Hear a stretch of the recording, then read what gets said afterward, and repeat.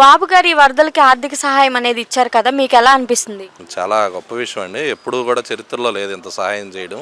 First time ఇంటికి కింద ఉన్న ఇంటికి 25,000, పైన ఇంటికి 10,000 రూపాయలు చరిత్రలో లేదు. అందరూ చాలా హ్యాపీగా ఫీల్ అవుతున్నారు. నిన్నటి నుండి రాత్రి నుండి అకౌంట్లో క్రెడిట్ అవుతున్నాయి. అందరూ చాలా హ్యాపీగా ఫీల్ అవుతున్నారు. ఇంత త్వరగా ఏ ప్రభుత్వమైనా చర్యలు తీసుకుందా బాబు గారు లాగా? లేదండి, నాకు తెలిసి అయితే లేదు. అంతకుముందు మన ఈ మధ్య తూర్పుగోదావరిలో జరిగినట్లో కూడా అంతకుముందు గవర్నమెంట్ ఆ బియ్యము సరుకులు తప్ప ఎవరికి కూడా నగదు ఇచ్చిన దాఖలు అయితే మాకు తెలియదు, జరగలేదు కూడా. వరదల టైంలో ఆయన తిరిగిన తీరు మీకు ఎలా అనిపిస్తుంది? 75 సంవత్సరాల యువకుడు ఆయన. అందరికీ స్ఫూర్తిగా నిలిచి అందరినీ అధికార యంత్రాంగాన్ని పరుగులు పెట్టించి ఇవాళ సింగనగర్ ఇంత త్వరగా కోలుకుందంటే ఆయన పడిన కష్టమేనండి. ఒక మాటలో బాబు గారి గురించి చెప్పాలండి, మీరేం చెప్తారు? డైనమిక్, ఇంకా ఆయన అంతే. ఇంకా ఆయన గురించి ఎంత చెప్పినా కూడా తక్కువే. మరి ఆయన ఇన్ని చేస్తున్నారు, ప్రతిపక్ష నాయకులు ఏమీ చేయట్లేదని విమర్శిస్తున్నారు, దానికి మీరేమంటారు? ఇంట్లో పడుకున్నాడికి ఏం తెలిసిద్దండి? బయటకు వస్తే ఏం జరుగుతుంది ఏంటని తెలిసిద్ది. ఇంట్లో పడుకొని ఆ ప్యాలెస్కి తిరుగుతా పార్టీని కూడా నడిపించుకోలేని వాళ్ళంతా మాట్లాడుతుంటారు. దానివల్ల పోయేదేం లేదండి. ఆల్రెడీ వాళ్ళు అంత పాతాళానికి వెళ్ళిపోయారు. ఇక వాళ్ళని